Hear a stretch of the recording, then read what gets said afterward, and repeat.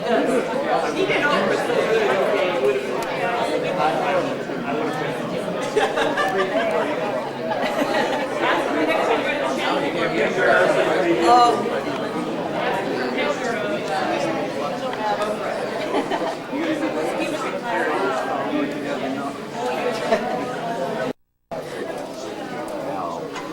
I think is we gotta wait.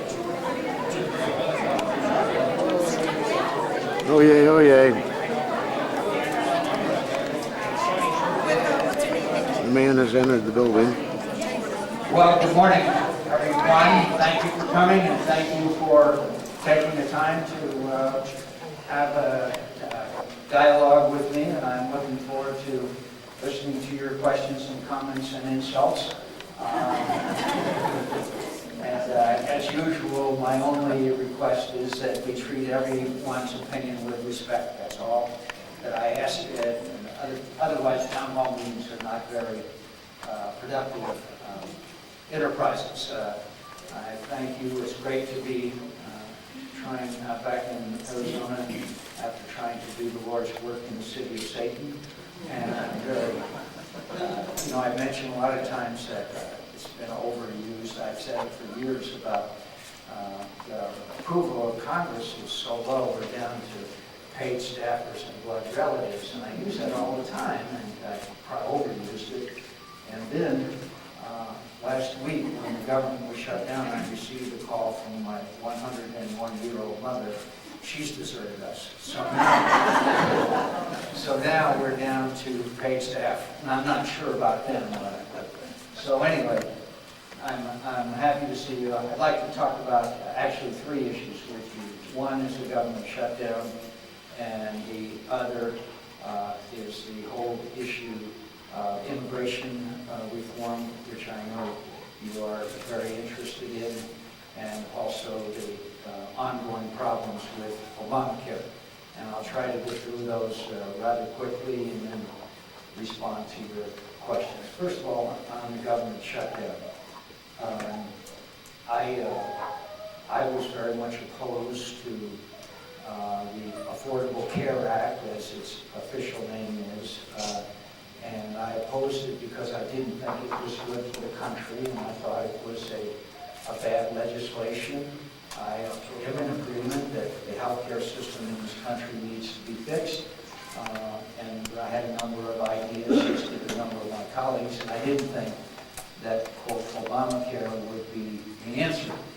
Well, we know now that this rollout has turned into a fiasco. We know that people are unable to register, and there have been huge, quote, glitches in the system. And people are very frustrated by their inability to get on the system, whether to get information about it or to sign up and register on it. The President said that he's going to get some smart people to come and fix it. Well, I would remind you, they've already spent over $600 million on this system, and it's not working. So I suggested that he send Air Force One out to Silicon Valley and load it up with real smart people and bring them back, and or even have them work there and try to fix this system. I think one of the lessons here is the government doesn't do a very good job on enterprises like these. I am told that the technology that they were using is 1990s technology is one of the reasons why they're having so much difficulty. So I think that they will fix it. I don't know when, but I believe that they will probably fix the problems associated with getting onto it. But I also would point out that there are, in my view, some real problems with the legislation. Amongst them are this issue of if someone has 50 employees, then the amounts that they have to pay and the costs associated with it dramatically increase. So a number of companies are keeping 49 employees and a bunch of part-time employees in order to get around these requirements, and of course that's not good. the Chamber of Commerce gave me, the Arizona Chamber gave me some stuff, and let me just quote a couple of the problems to you real quick. One is the medical device tax. You know, medical device is the technology that is used to develop certain devices that will be of help, like heart valves or different aspects of technology which will prolong people's lives. And this tax has already driven some of these companies overseas, and it has turned into a real big problem as far as these manufacturers of these medical devices are concerned. There's a health insurance tax, the employee mandate that I mentioned to you, 50 or more full-time, 30-hour-a-week employees, that you're going to face a $2,000 employee fine unless you sign them up, and so people are staying below that number. So there's a number of things we need to do, I think, to quote Obamacare in order to fix the system. Second thing I want to talk to you about real quick is the shutdown. Shutdown was, in my view, and most people that I know, a devastating impact on the state of Arizona.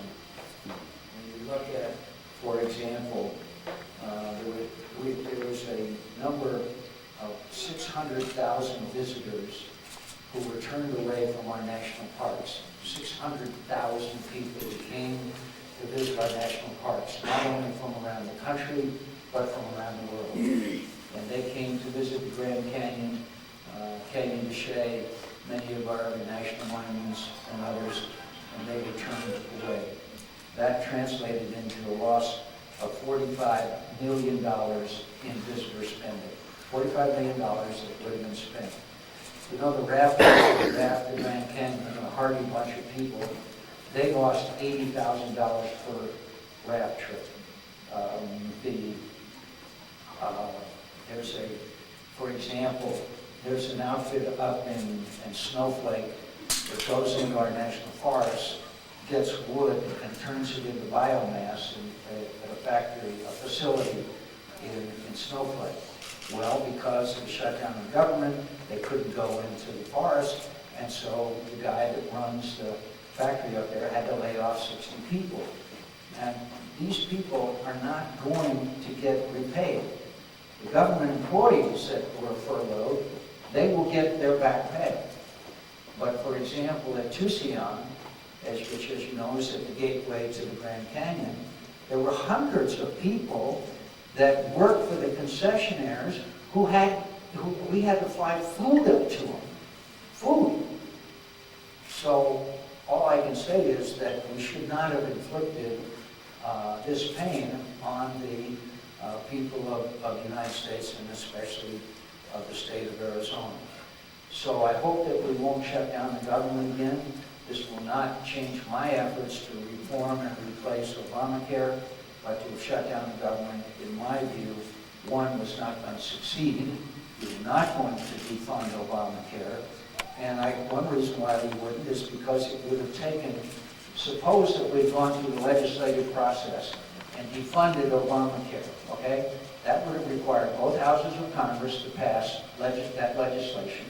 And we Republicans do not have a majority in the Senate, so we were not going to get 51 votes there. But suppose that had happened, and then it had gone to the president's desk. The president had said he would veto it. In order to override a presidential veto, according to our Constitution, requires 67 votes. As much as I love the Republican Party, I'm not sure we would reach 67 votes anytime soon to override a presidential veto. So it was a fool's errand to embark on this, shut down the government, and cause so much discomfort, dislocation, and even pain to our citizens, including the president, including the citizens of Arizona. Finally, I want to talk to you about the issue of comprehensive immigration reform. As you well know, we passed that legislation through the United States Senate about a year ago.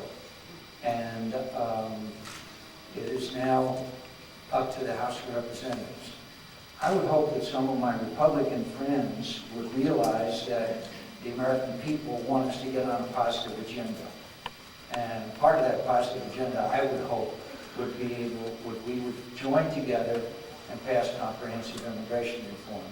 My friends, there are 11 million people living in this country illegally because they crossed our border illegally. They're not leaving. They're not leaving.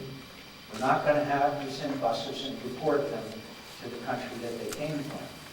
And many of them are children who were brought here as children by their parents. We call them the dreamers. And so we need to have a comprehensive approach. And that comprehensive approach that we passed through the Senate is a very tough approach. The majority of Americans support, 70% by poll after poll, if the people who came here illegally will pay back taxes, learn English, pay a fine, and get in line behind everybody else who came here legally, then the American people, overwhelming 70%, support a path to citizenship. And that's a tough path. That's 10 years before someone would be eligible for a green card, even. And it is fees that are imposed along the way. So all I can say is that sooner or later, we will have to address this issue. And I hope that it happens sooner rather than later. And I hope that my friends in the House of Representatives would come up with their proposals and their legislation, and then we can sit down together in a conference and work out. We are not wedded completely to the particulars of our proposal, but we are committed to enacting a reform that is going to have to be addressed sooner rather than later. So with that, I want to say thanks for coming today. It's nice to be back, and I'd like to respond to any questions or comments that you might have for me. Sir.